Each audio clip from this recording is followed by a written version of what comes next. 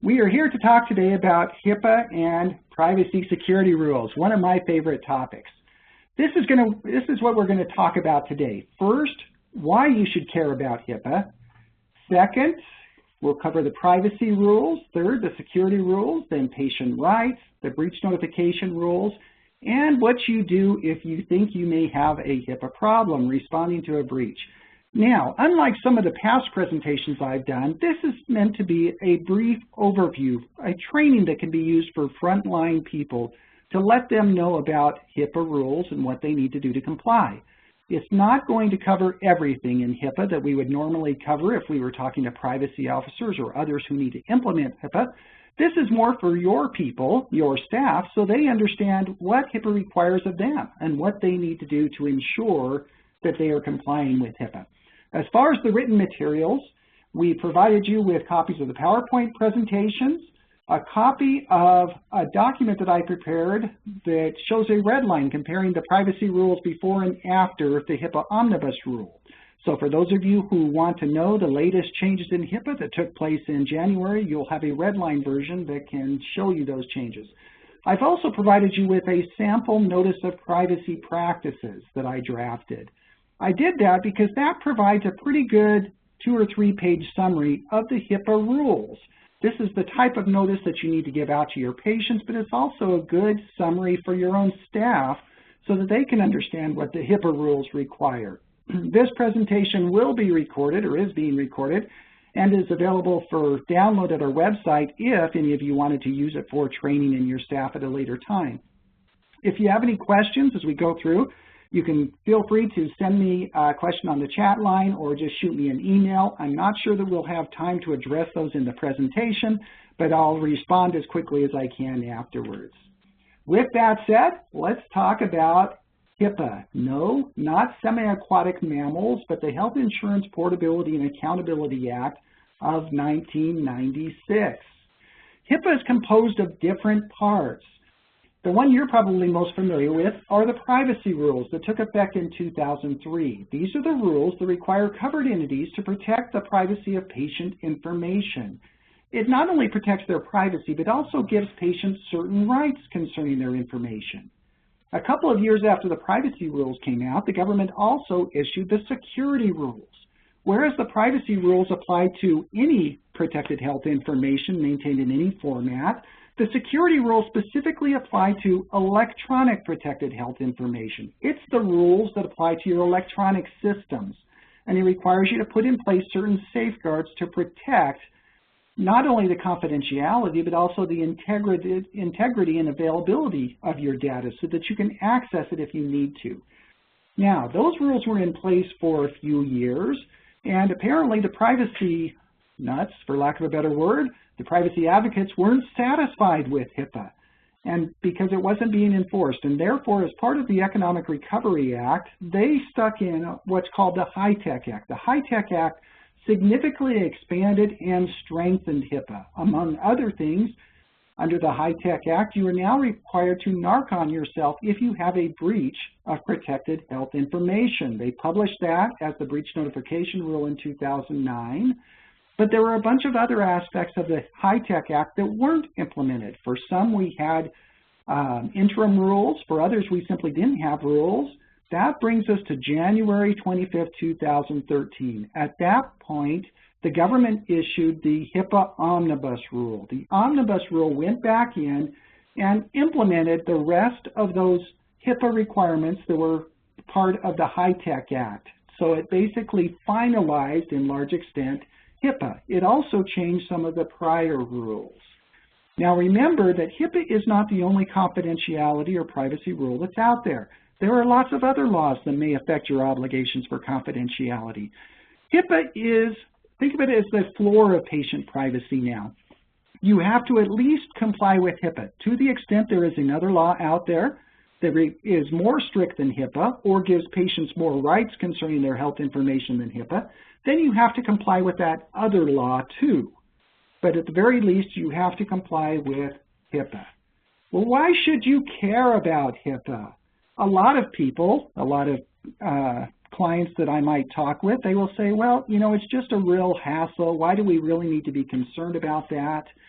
Well, sometimes it helps to put yourself in the patient's position. I mean, if you went to the physician's office, your physician's office, and you found out that the physician's office, their staff were gossiping about your condition behind your back, how would you feel? Or maybe you found out that your doctor posted your medical information on Facebook, or called up your employer and shared your information with them. Or maybe you found out that the local hospital lost a laptop containing your unencrypted information, including things like your Social Security number, your account information, your insurance info, your medical information. How would you feel? How would you respond? Well, HIPAA is designed to protect that stuff. It's not just an annoyance out there, it's an important protection for your patients and, quite frankly, for you when you are a patient. But if that's not enough to convince you to comply with HIPAA, maybe this is. It's because of the significant penalties that can be imposed against you and or your employer if you violate the HIPAA rules. HIPAA has a structured tier of civil penalties. If you violate HIPAA, if you are a covered entity, the penalties can range from $100,000 to at least $50,000 per violation. Now, if you are deemed to have acted with willful neglect, the penalties are mandatory. This was part of the HITECH rule. Those privacy advocates were concerned that the OCR was not actively enforcing HIPAA. So they changed HIPAA to say, hey, if you violate HIPAA and you are deemed to have acted with willful neglect, it's a mandatory fine of at least $10,000 to $50,000. That's if you correct it within 30 days. If you don't correct it, it's a mandatory fine of at least $50,000, up to $1.5 million per type of violation per year. That's the bad news. The semi-good news is if you did not know the violation, or if the violation was due to reasonable cause and you did not act with willful neglect, you still can face penalties of $100 to $50,000 per violation. But guess what? If you correct it within 30 days, it's an affirmative defense, so you will not be subject to HIPAA penalties.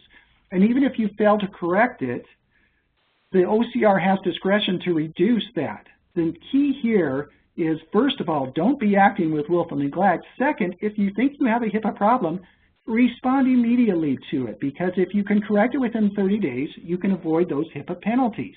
Now, you may be thinking the government would never enforce those kinds of penalties. Au contraire, let's look at some of the recent cases that have come out.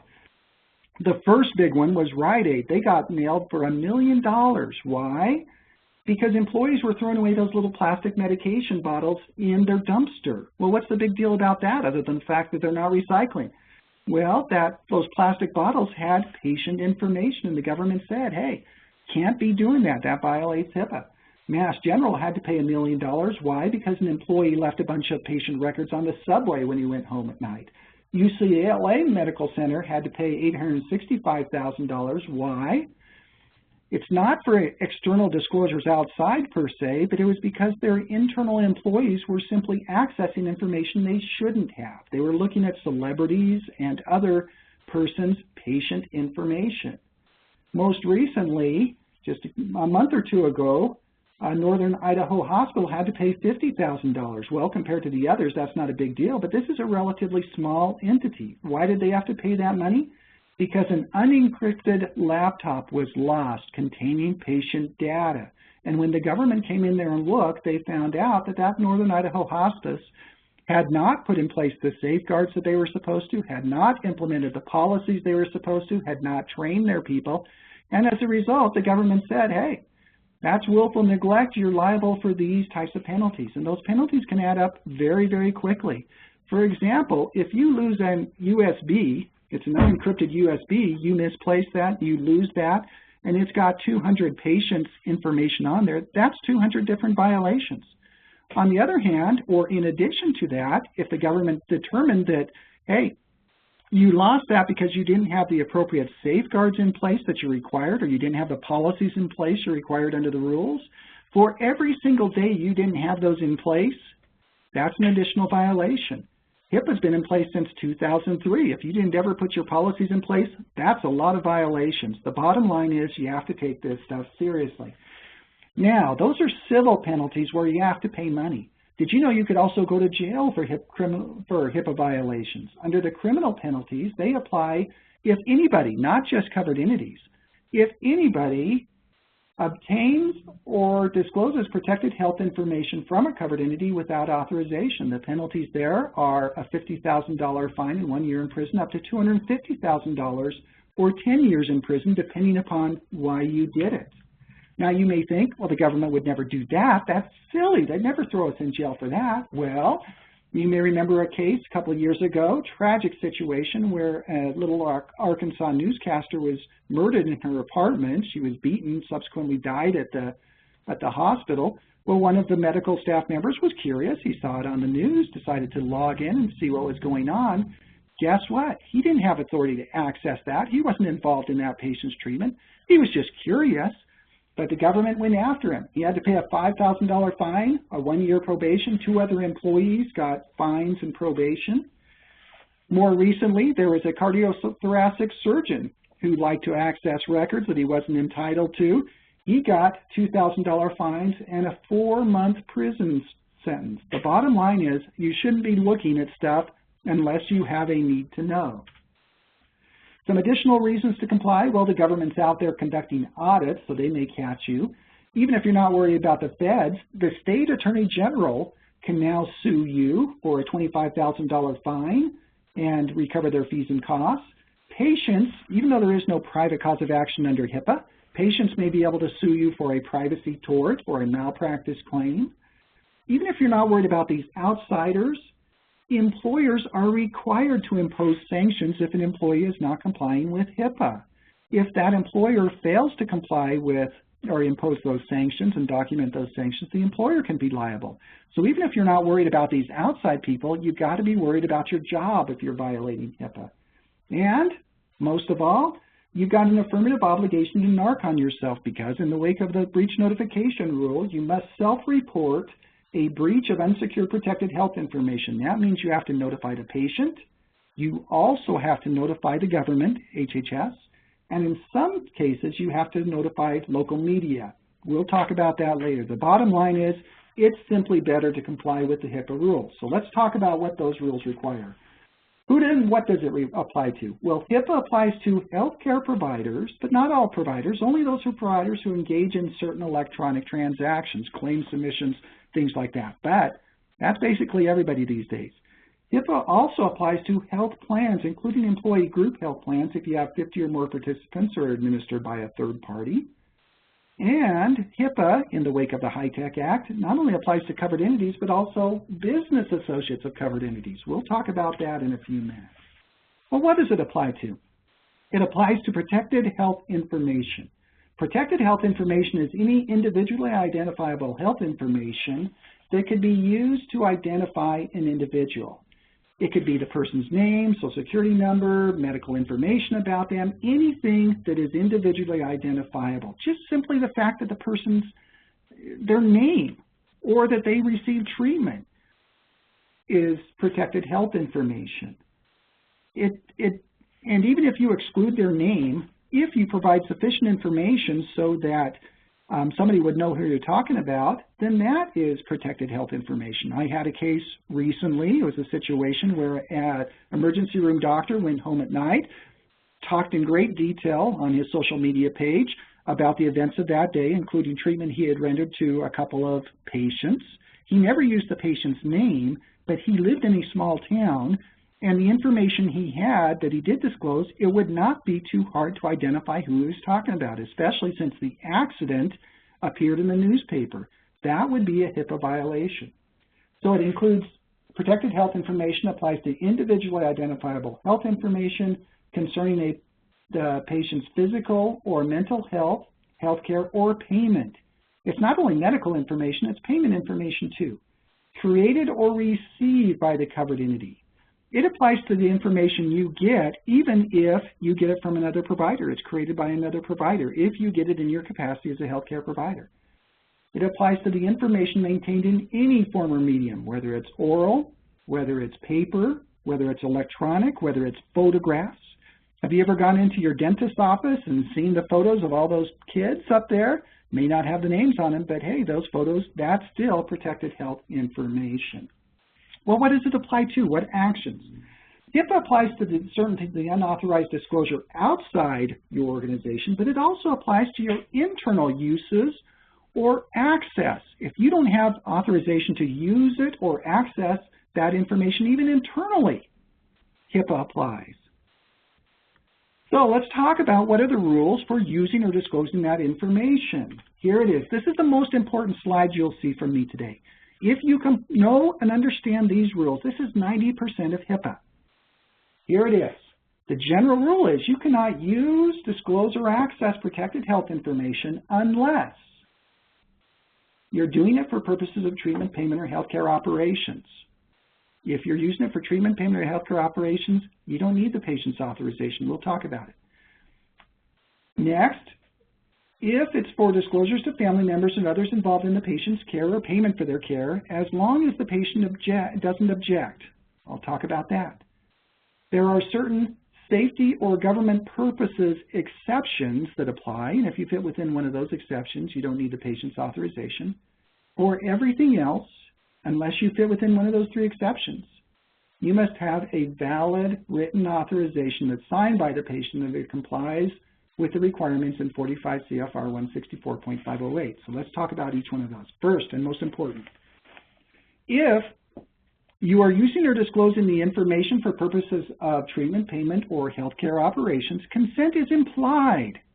It wouldn't make sense to have to go to the doctor and the doctor says, well, you know, I would like to be able to treat you, but I can't treat you or use your information unless you sign this consent so I can use your information. That's just silly.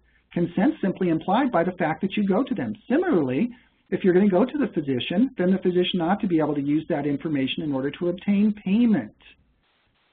Therefore, consent is implied so long as the use or disclosure is for treatment, payment, or certain healthcare operations, the types of things you need to do internally to continue to function. There's a limited exception for psychotherapy notes, but the general rule is consent is implied for use or disclosure for purposes of treatment, payment, or healthcare operations. Now there's a limitation on that. Even though HIPAA says you can use or disclose this information for purposes of treatment, payment, or healthcare operations, if you're really into HIPAA, really into privacy, you can still agree to with the patient that, hey, I know HIPAA says I can use or disclose the information for treatment, payment, or healthcare operations without your consent, but I'm not going to do that unless you consent. HIPAA says you can do that, but if you do that, if you agree to that, you better darn well comply. Because if you don't, if you've agreed to limit your uses or disclosures for treatment, payment, or healthcare operation, then you've got to comply with that, and if you don't, then that is a HIPAA violation. My advice, never agree to place additional restrictions on your right to use or disclose protected health information for treatment, payment, or healthcare operations. Why? Because chances are, when you're agreeing with the patient then, others in your organization don't know that you placed those limitations. Or you probably didn't know that that would prevent you from disclosing information to other healthcare providers or others. It's just a potential for increased liability. So don't agree to place restrictions on your ability to use or disclose information for treatment, payment, or healthcare operations. Okay, so that's the first rule. As long as it's for treatment, payment, or healthcare operations, you don't need the patient's consent. Consent's implied. You can use it. You don't need the patient's authorization unless you agree. Don't agree. Second rule, HIPAA allows you to use or disclose information to family members or others involved in the patient's care or payment for their care if certain conditions are met. If the patient's present, you may disclose if the patient agrees to the disclosure or has a chance to object and does not object, and you otherwise reasonably infer the agreement from the circumstances. So you've got a situation, for example, where a patient comes in with their significant other, and the patient talks to you freely in front of that significant other. You're justified in assuming that the patient doesn't care if you make disclosures because the patient didn't object. What about if the patient's not there or not able to agree? Well, this exception says you can disclose information to families or others involved in the patient's care or payment for their care, so long as the patient has not objected and you determine that it's in the best interest of the patient. So, for example, when I went in recently for my colonoscopy, which is always a fun experience, the doctor came out afterwards and talked to my wife and explained to her what was going on. That was not a HIPAA violation because I had not objected to his ability to talk to my wife. and it was reasonable under the circumstances. The third condition here is you can make those disclosures to family members and others involved in the patient's care or payment for care as long as the patient has not objected and it's reasonable under the circumstances, so long as you do not disclose more than is reasonable for that person's involvement.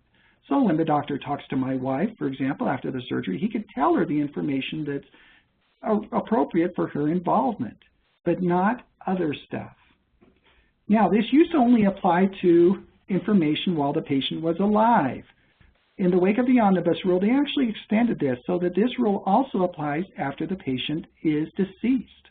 So after the patient has died, you don't have to necessarily go out and find out who is the official personal representative.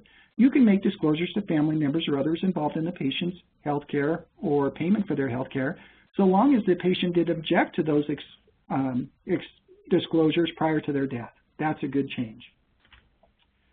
All right, so that's the second rule. The third rule is HIPAA allows you to make disclosures under certain exceptions. Almost all of these have to deal with certain safety concerns or certain government functions. They're all found in 45 CFR 164.512. If you're a privacy officer, you need to know that rule. Basically, it says these are some of those situations where authorization is not required. First, to avoid a serious and imminent threat. So if you, for example, patient comes into the ER, you provide treatment, you give them a bunch of Demerol, they decide that they've had enough, they want to leave, they're intoxicated, they're unable to think clearly or act appropriately, they go out, get in their car, hit two other cars on the way out of the parking lot, and you think, gee, I would like to be able to call the police, but, you know, HIPAA prevents me from making disclosures. No. This is the exception that says you can make disclosures to the extent it's necessary to avoid serious and imminent threat, so long as you disclose the information to the appropriate agency who has authority to act, and less than that. That means you could call the police. It doesn't mean that you can call Geraldo. Another exception, if there is another law that requires you to make the disclosure, you can go ahead and make the disclosure to the extent required by that law. In most of our states, it requires you to report child abuse or neglect or adult abuse or certain STDs or those types of things. To the extent the law requires you to make the disclosure, you can go ahead and do that. You're not violating HIPAA. Just don't disclose more than is required by the law or disclose it to persons other than as authorized by the law. There's an exception that allows you to make disclosures if it's pursuant to a court order or warrant or subpoena. If the court order, warrant, or subpoena is signed by the judge, you're fine. You can make the disclosure. If the subpoena is not signed by a judge or a magistrate, but signed by just an attorney, there are some additional steps that you have to jump through. There's other exceptions for public health activities. For health oversight activities, that's the one that allows the OIG or HHS to come in and look at your records, or your local board of medicine. There's exceptions applicable to workers' compensation claims, coroners, and certain others. The bottom line here is, if it's one of these types of situations, it's not for treatment, payment, or healthcare operations, if it's not disclosures to family members, but the law enforcement shows up, or you get a subpoena, those types of things, check with your privacy officer. The privacy officer can pull out the rules and make sure that you've satisfied all the conditions that have to be satisfied to make those disclosures. All right, that's the third exception. So briefly to recap, if the disclosure is for treatment, payment, or healthcare operations, you don't need the patient's consent unless you've agreed otherwise and don't agree otherwise. Second, if it's to disclose information to family members or others involved in the patient's health care or payment for their care, you can make the disclosure as long as the patient hasn't objected and is reasonable under the circumstances, and then you limit the scope of the information you disclose. Third exception is if you fit within one of those safety or government function exceptions we just talked about. For everything else, to use or disclose the patient's protected health information, you generally need a written authorization signed by the patient. And that written authorization has to satisfy certain criteria that are set forth in 45 CFR 164.508. If you haven't done so recently and you're a privacy officer, you may want to pull out your authorization to make sure that it complies with those requirements, because those things have a tendency to morph over time. And the government says, hey, if it doesn't contain all the elements that are in this authorization, in this regulation, then it's not valid and you can't rely on it.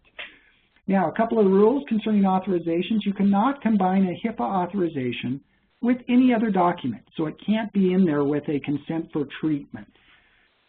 Certain types of uses or disclosures always require an authorization. Generally, if you're dealing with psychotherapy notes, which has a narrow definition, if you're dealing with psychotherapy notes, you generally need the authorization to disclose it to third parties. The maker of the note can use it for his own treatment purposes, but generally can't disclose it to others. If you're engaging in marketing purposes or the sale of protected health information, you generally need an authorization. I think we'll talk about that briefly later. All right, those are the basic use and disclosure rules. That's 90% of what you need to know about HIPAA. In addition, 90% of that is covered by the first rule, because almost everything you do in your organization is for treatment, payment, or healthcare operations. And as long as it's for treatment, payment, or healthcare operations, you don't need the patient's consent. Okay? Now, the HIPAA rule says even though you're allowed, HIPAA allows you to make the disclosure, you're not required to. So if you get that request from another physician's office, says, hey, we want the records for this particular patient, HIPAA can go ahead, HIPAA allows you to make that disclosure as long as it's for treatment purposes, so you don't need the patient's authorization. But HIPAA says you're not required to. HIPAA just says you're allowed to. There's only certain circumstances where HIPAA requires you to make disclosures. One is if the patient asks for it, or their personal representative, you generally have an obligation to give the patient access to their information. Also, if the Secretary of HHS shows up, you have to give it to them. But there may be other laws that require you to make disclosures. In addition, HIPAA says, even though we allow you to make the disclosure, we want to make sure you're disclosing it to the right person. So HIPAA says, before disclosing the protected health information, you have an obligation to verify the identity and authority of the person requesting the information if you don't know who they are. Well, what does that mean? Does that mean you have to get a DNA test or some kind of sworn affidavit? No. You just have to be reasonable. So, for example, if a police officer shows up and says, hey, I need this information, and they otherwise fit within one of those other exceptions, you might want to ask for their badge or some other document. If a surveyor shows up, you may want to ask for confirmation that they are who they are. If a person calls in representing to be the patient's mom, the mom of a minor patient, you may want to ask him, well, what's Johnny's birth date, or what's Johnny's social security number? Something that would be reasonable so that you can verify that the person is who they say they are. In addition, HIPAA has what's called the minimum necessary standard. HIPAA says, even though under those rules we allow you to make the disclosure, we don't want you disclosing more than is minimally necessary for the purpose. So you've got to limit your disclosure to the minimum necessary for the stated purpose. That's not only external disclosures, but internal uses. Now, that minimum necessary standard does not apply to disclosures to the patient. It also does not apply if another provider needs the information. So if you get Dr. Jones calling in and saying, hey, I've got patient so-and-so here, can you send me so-and-so's records? You don't have to second guess Dr. Jones and say, well, I think Dr. Jones only needs these particular records. That would not be in the best interest of healthcare, and so HHS says no. The minimum necessary standard does not apply if another provider requests the records for treatment.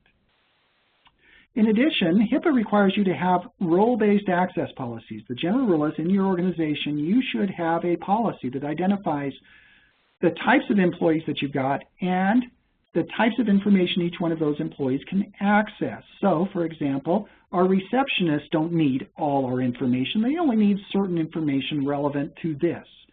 Physicians, they may need all the information, but only that information that's relevant to that particular, for the patients that they're providing care to. So you need to have that role-based access and make sure that you guys understand that you only access information on a need-to-know basis. If you don't have a need to know or access that information, you shouldn't be in there snooping around.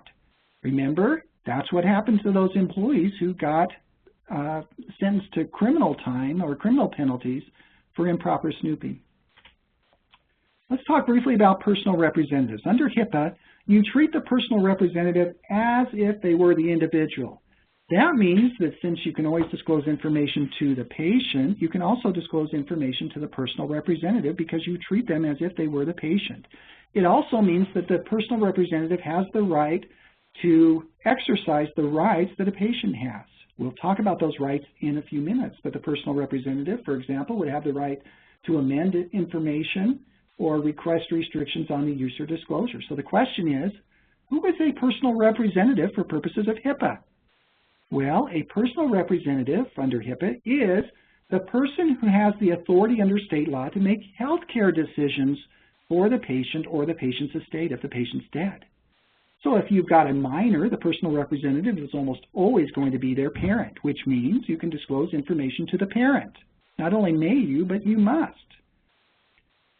If you've got another situation, maybe it's a living will or other situation, if those have been triggered, then it would be the person who has the authority to make healthcare decisions for the patient. You can make the disclosures to those persons. Now, there's a limited exception. You do not treat a person as a personal representative if, for example, in the case of a parent of a minor, if the minor has the authority to consent to their own health care. If the minor can consent to their own health care, then the personal representative, the parent, isn't the personal representative for purposes of HIPAA because the minor can consent to their own health care. And so you shouldn't be disclosing information to the parent unless you fit within one of the other exceptions. There's also an exception that if you determine that treating the personal representative as the patient is not in the best interest of the patient. So, for example, you may have a situation where you think a child is the victim of abuse. You think that the personal representative is the person who's abusing the child, and it's not in the best interest of the child to make disclosures or treat that personal representative as if they were the personal representative. In those cases, you can decline to treat the personal representative as if they were the individual. So let's step back here. I get questions all the time. Can we make disclosures to family members, or when can we make disclosures to family members? You got to fit within one of the rules, but here are some of the bases that would allow you to make disclosures to family members or personal representatives. First, if the person really is the personal representative under HIPAA, they are the person with the authority to make health care decisions for the individual, you can disclose information to them. You don't have to worry about it. HIPAA allows you to make disclosures to them. Next, maybe they're not the personal representative, but maybe it's the parent of an adult child. HIPAA still allows you to make disclosures to family members or others involved in the patient's health care or payment for their care, so long as the patient is not objected and it's otherwise reasonable under the circumstances, and you limit the information that you disclose. Third, maybe you make the disclosure because it's for treatment or payment purposes.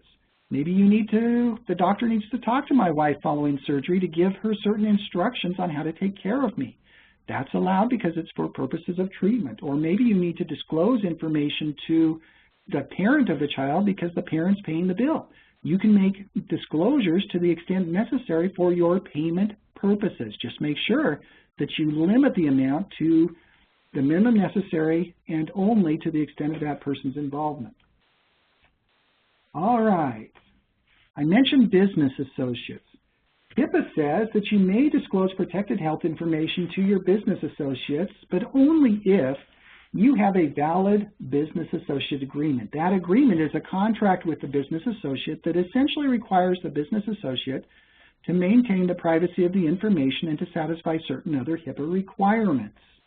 That business associate agreement has to contain certain elements. Now, who is a business associate? A business associate is not just anybody you do business with. It is a person who you want to access your information. It's somebody who's using your information or creating your information or storing your information to perform a function on your behalf. The business associates may be things like a management company that has access to your information, a billing company, your EMR or IT specialist, a consultant, your transcription service. All of those entities, you want to access your information. On the other hand, a business associate is not members of your own workforce, your own employees. They're not your business associates, they're your employees. They're considered part of you. You don't have to have a business associate agreement with them. You might want to have a confidentiality agreement. That may be a reasonable safeguard, but you're not required to have a business associate agreement with them. Other healthcare providers. When Dr. Jones is providing treatment to that patient, he's not doing it as your business associate. He's doing it as a healthcare provider. Other healthcare providers are not your business associates when they're providing treatment. Now, another healthcare provider may be providing certain services to you that makes them a business associate, Maybe they're providing certain consulting services, administrative services, peer review services, something like that, but not when they're providing treatment. The mailman. You don't want your mailman looking at your information, even though he may have it in his hand for a short period of time. You don't want him looking at it. He's not your business associate, your janitor. Your janitor may come in there, but do you want him looking at your information?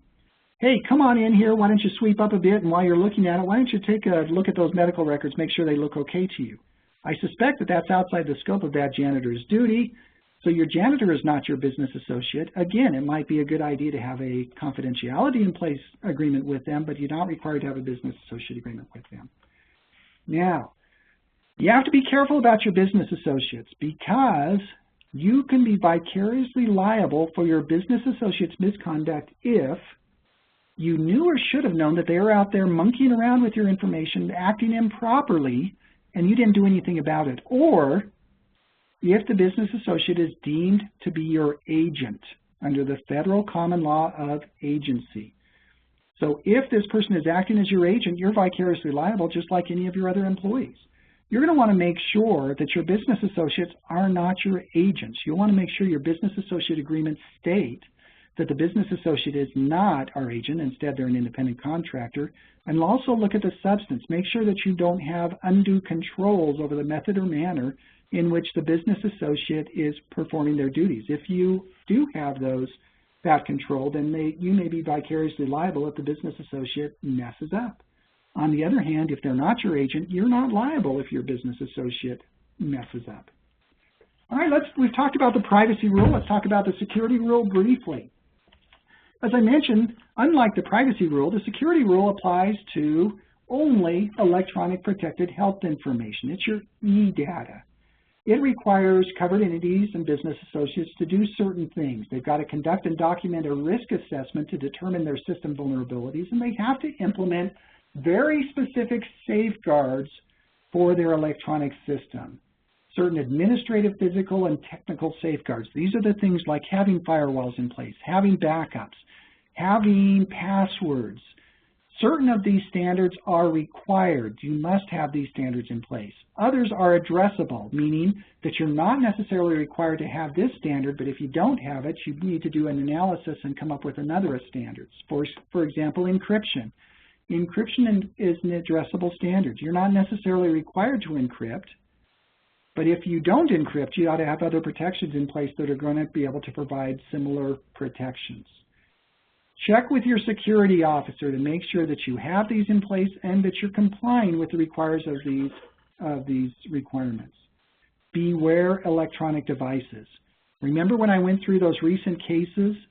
Almost all of those recent cases that have come out with the big ticket items, the hundreds or millions of dollar fines, almost all of those came out of violations of the security rule involving electronic devices. Either it's the theft of a USB or the theft of a laptop or posting information improperly on the internet, those types of things. The government's so concerned about these electronic devices that on the OCR webpage, they've actually come out with a training program to help you secure electronic devices. For those of you who are security officers or privacy officers, you really need to pay attention to the security rule. For a long time, the government wasn't enforcing it. That has changed. That is the hot topic now. So if you haven't done it in a while, you need to go back and look at your security rule compliance, make sure you're doing what's right. Fortunately, the government has provided some pretty good guidance on its website that I've listed up there on the screen. That provides a summary of the privacy and security rule. It gives you a guide for conducting the risk assessment and guides for implementing each of the elements under the security rule. Even if that isn't enough to convince you to do it, the security rule really is a good idea because it's the type of stuff you need to do to protect your system these days anyway, regardless of the rule. And quite frankly, you're probably doing most of the stuff that the security rule would require anyway. It's a matter of simply documenting it. All right, let's talk about patient rights. Remember I told you HIPAA not only protects patient privacy, but it gives patients certain rights concerning their information.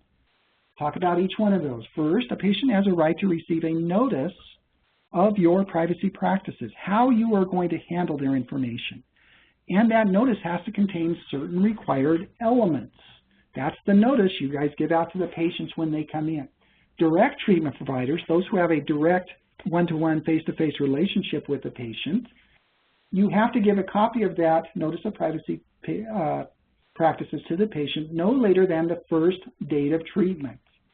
In addition, you've got to post a copy of your notice in prominent locations at your physical facility. If you maintain a website, you've got to post that notice on your website. When that patient comes in, you give them a copy of that notice. You also have to make a good faith attempt to obtain their written acknowledgement that they received that. So on your registration form, maybe you have a little section down there at the bottom that says, I hereby acknowledge that I have received a copy of the notice of privacy practices on this or a prior occasion. Have them initial it. If they refuse to, then you have to document that you made a good faith effort and their reason for not doing that. With your notice of privacy practices, you are going to have to update that before September 2013 to include the new requirements under the omnibus rule. For those of you who have questions about that, let me know. I did a recent program on that, and I've got some materials for you. Next right. A patient has a right to request restrictions on the use or disclosure of protected health information for purposes of treatment, payment, or healthcare operations. Now, for those of you who have not been lulled into sleep by my sonorous voice, you are thinking, well, wait a minute, you just told us that we don't have to have the patient's consent to use or disclose information for treatment, payment, or healthcare operations. That is entirely true. A patient has a right to request additional restrictions, but you don't have to agree to those restrictions. Don't agree. There is one limited exception. Under the omnibus rule, if a patient pays for their own health care, they can come in there and tell you, hey, I paid for this myself, or somebody else paid for it on my behalf. Because of that, I don't want you disclosing that information to my health insurer. And if they tell you that, then you have to make sure that you don't disclose that information to the health insurer if the health insurer comes around looking for that information for its healthcare operations or payment purposes. Now think about how you're going to implement that. That's going to be a real hassle to implement. How are you going to let your HIM people know, or your billing people know, or others that despite the request for the health insurer, you can't disclose this information to them? How are you going to segregate that information out? It's a hassle. The good news is that only applies if the patient requests that restriction. So my advice, don't ask the patient. If you don't ask the patient, they probably won't request it because they probably won't read their notice of privacy practices. So if you don't tell them, then they probably won't request it and you won't have to worry about this. All right, next right. A patient has a right to request communications at alternative locations or by alternative means. This is a situation where maybe you have a patient comes in, maybe she's a battered wife, and she says, look, I don't want you to send me my information to my home because my husband's going to beat me up again. Instead, I want you to send that to my office, or I want you to send it, I don't want you to send it a little postcard. Instead, I want you to send it in a sealed envelope without a return address. As long as it's a reasonable request, you must comply with that. You can't ask the reason why.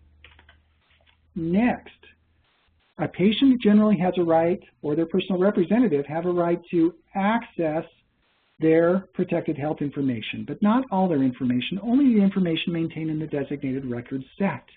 The designated record set is the information that is used to make healthcare decisions about the patient or the patient's payment. It's basically their medical record and their account file. If they request that, you generally have an obligation to respond to that request in 30 days. There are limited exceptions where you can deny the request for amendment, but they're very limited. If you're going to deny a request for amendment, you probably ought to run that by the privacy officer. For example, if you didn't create or you can refuse to provide that information if you determine that disclosure would not be in the patient's best interest, but there's certain conditions. You have to give the patient notice and an opportunity to have that decision reviewed. The bottom line is if you're going to deny a patient access to their information, you ought to run it by your privacy officer to ensure that you're justified in doing that. Why do you need to do that? Because this is a patient right covered by HIPAA, and the government takes patient rights seriously, just like patient privacy, as Signet found out. Signet Health extender is the entity that I believe has faced the largest fine for HIPAA penalties, $4.3 million. Why? Well, $1.3 million of it came because Signet failed to respond to 41 different patients' requests to access their information. They blew off the patients. $3 million came from the fact that they failed to timely respond to the OCR. They blew off the OCR. The lesson here, don't blow off your patients, and definitely don't blow off the OCR. All right, next right. A patient has a right to request amendments to their health information. Do they have a right to amend their information? No. They only have a right to request an amendment. You may deny the request for amendment if the record was not part of the designated record set, so they shouldn't have accessed it anyway. If you did not create the record, Dr. Jones created the record, hey, go get Dr. Jones to amend it, because I didn't create that record. I can't tell whether it's right or wrong. Unless Dr. Jones is not available, then you'd have an obligation to help them amend it. Finally, most important, the record is complete and accurate. If the record's complete and accurate, you can refuse to make the amendment. When you get those types of requests, you must act on the request within 60 days, either accept it or deny it. If you accept the request, you have to amend the record accordingly. That does not mean that you get in there with your whiteout and make the change. That is not good record-keeping practices, but you, for example, attach the corrected record to the original record. If you deny the request for amendment, you have to notify the patient of the basis for the denial. For example, hey, the record's right. Then the patient has a right to have their request attached to the record or to submit the requested record, and it becomes part of the medical record and follows the medical record wherever it goes. If you get a request for amendment, check with your privacy officer, look for the requirements in 45 CFR 164.526 to make sure you comply with those requirements. Final right a patient has under the HIPAA rights. An individual has a right to obtain an accounting of certain disclosures that you've made of their information. Not all disclosures, only certain disclosures. Namely, those that are in violation of HIPAA and disclosures for certain of those safety or government functions under 45 CFR 164.512. What's the net upshot of that? Because the patient has a right to request this accounting, you've got to track those disclosures. And so you should be maintaining a log of those improper disclosures or these disclosures to law enforcement or other situations under as specified in 164.528. That log has to include the date of the disclosure, the name of the entity receiving the information, the description of the information disclosed, describe the purpose of the disclosure. You have to account for disclosures by business associates. So you not only have to track this, but you need to make sure your business associates are tracking this. How do you do that? Well, it's one of the requirements in your business associate agreement. If you get a request for accounting of disclosures, check with your privacy officer. Now, I've been doing this for a long time. I've asked a lot of clients whether they've ever received this. I think I've only received maybe 2 requests for accounting of disclosures. People don't do this very often. Does that mean you don't have to worry about it? No. You still have to maintain this accounting log or risk possible HIPAA sanctions. All right, next item, the breach notification rule. Da-da-da-da. This is serious because remember all of those HIPAA fines and penalties we talked about at the very first? HIPAA requires you to narc on yourself. If there is a breach of unsecured protected health information, you must notify the patient or their personal representative, and you have to notify the government. You have to notify HHS. If the breach involves more than 500 persons, you also have to notify local media. So you could appear on Channel 7 tonight. Now, that only applies if there's a breach of unsecured protected health information. Well, what is unsecured protected health information? It's information that hasn't been secured. Well, how do we secure it? Essentially, the only way to secure your health information is to encrypt it. It only applies to electronic data right now, and it's to encrypt it, make sure your encryption satisfies the requirements under the standard, under the regulations. If it is encrypted data and you lose the laptop, then there is no breach notification requirement because the data was secured. On the other hand, if it's not encrypted or if it's any other kind of data that's out there, oral communication, photograph, image, whatever, papers, then it's a breach of unsecured protected health information. You have to question, okay, was there a breach? The old rule prior to January was, or actually prior to March 26th of this year, there was no breach as long as the breach would not result in significant financial, reputation, or other harm to the individual. It was the no harm, no foul rule. That was a great rule. That's what allowed you to avoid making breach notifications in most of the times, because most of the time it was no harm, no foul. The privacy advocates didn't like that. They prevailed upon HHS, so as part of this HIPAA omnibus rule, they changed the rule. Now the new standard is this. The acquisition, access, use, or disclosure of protected health information in violation of the privacy rules is presumed to be a breach. If you've got an acquisition, access, use, or disclosure that violates the privacy rule, it's presumed to be a breach, unless you demonstrate that there is a low probability that the information has been compromised. That's the test now.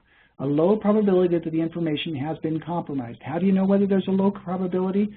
Well, it's dependent upon 4 factors. You do a risk assessment considering the nature and extent of the protected health information involved, the nature of the person who used or received the information, whether the protected health information was actually acquired or viewed, and the extent to which the risk to the protected health information has been mitigated. If you do that analysis and conclude that there is a low probability that the information has been compromised, whatever the heck that means, then you wouldn't have to give them notice. On the other hand, if you cannot conclude that there's a low probability that the information has been compromised, then you have to give the breach notification unless you fit within certain exceptions. Those exceptions generally apply to internal disclosures that you've made where there aren't any additional disclosures. That's fairly hard to satisfy. So, what do?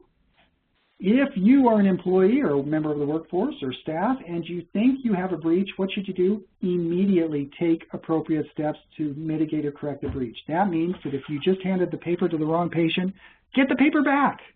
If you just determined that you faxed the document to the wrong party, call up and get the document back. Confirm that they haven't looked at it. If they have looked at it, confirm that they won't disclose it to anybody else.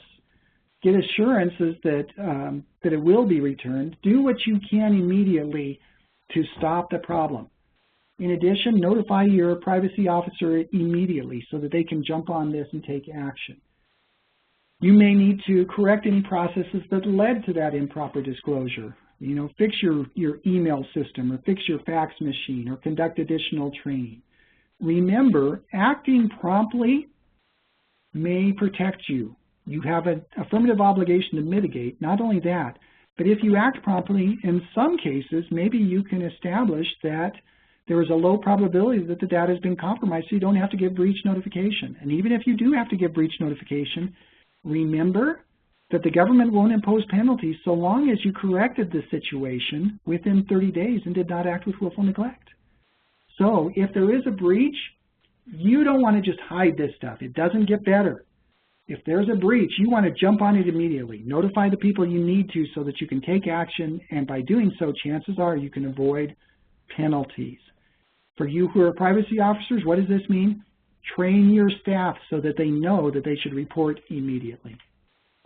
All right, HIPAA also has certain administrative requirements. All of you should have a privacy and security officer who are designated in writing. You need to train your workforce members about the HIPAA rules when they first come on, and then periodically thereafter, especially after the rules change. Because we have new privacy rules under the omnibus rule, you're going to need to train your staff concerning those new rules. You need to implement written policies and procedures, the things we've talked about today.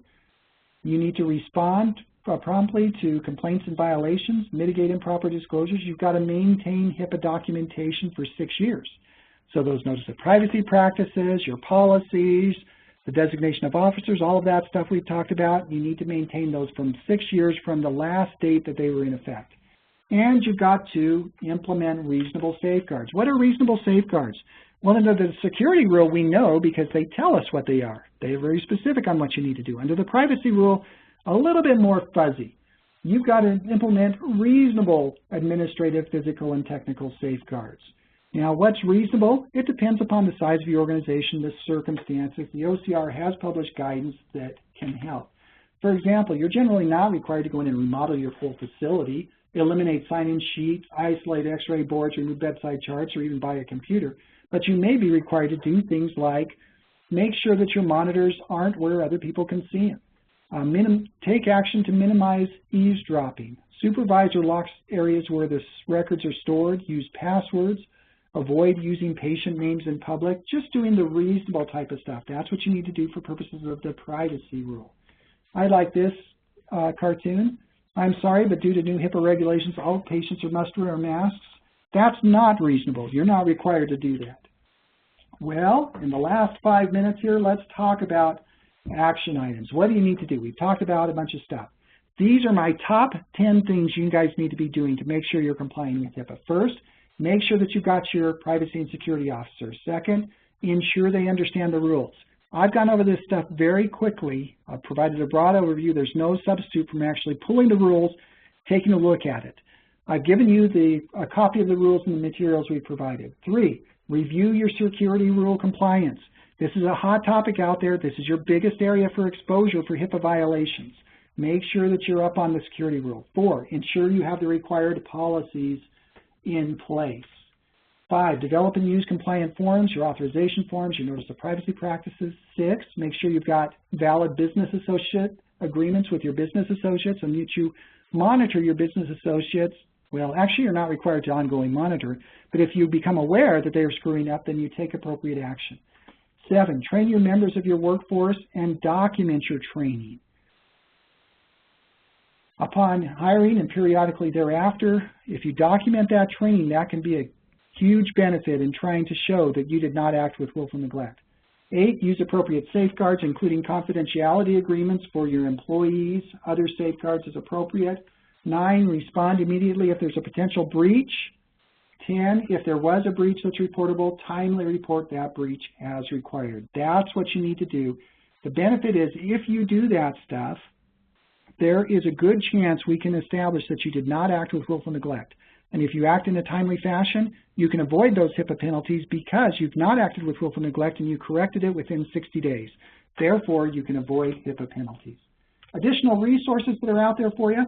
If you're not familiar with it already, you might want to become familiar with the OCR's website. They maintain an excellent website that has a whole bunch of information. I hesitate to even tell you about this because I become superfluous if you know what's on that information. But in addition, we have certain HIPAA resources. We publish our health law updates. Several of them have concerned HIPAA issues recently. If you'd like to receive those, just let me know, and we can make sure that we get you signed up for those. We've done various webinars that are recorded on our website, including more detailed discussions of the omnibus rules. If you'd like to access those, you can do those through our website. In addition, I have prepared an updated sample set of HIPAA documents that we're making available to clients. They're designed to comply with the new privacy rules, including the updated privacy and breach notification policies, certain forms like your notice of privacy practices, request to access information, certain agreements like updated business associate agreements, confidentiality agreements, certain letters like sample responses to the OCR notice of patients and things like that. If you would like or are interested in receiving those, I have been charging clients $295, but if you would like to receive those, just send me an email and I can send you more information on that to see if you would like that. All right, finally, future webinars. Today was one of our webinar series, our Basic Health Law webinar series. We do these on a monthly basis. The next one is coming up on May 9th, dealing with EMTALA. If you have a concern or interest in EMTALA, you may want to sign up for that. These are all free. The other schedule is, the rest of them are up there on the schedule. Again, if you'd like to receive notices of those, send me an email. We'll add you to the list so you get notices when that stuff comes out. That is it. That is HIPAA in 1 hour. I hope it's been helpful. If you have any questions, feel free to send me an email on this and I can go ahead and follow up with you. Otherwise, I hope you all have a HIPAA day.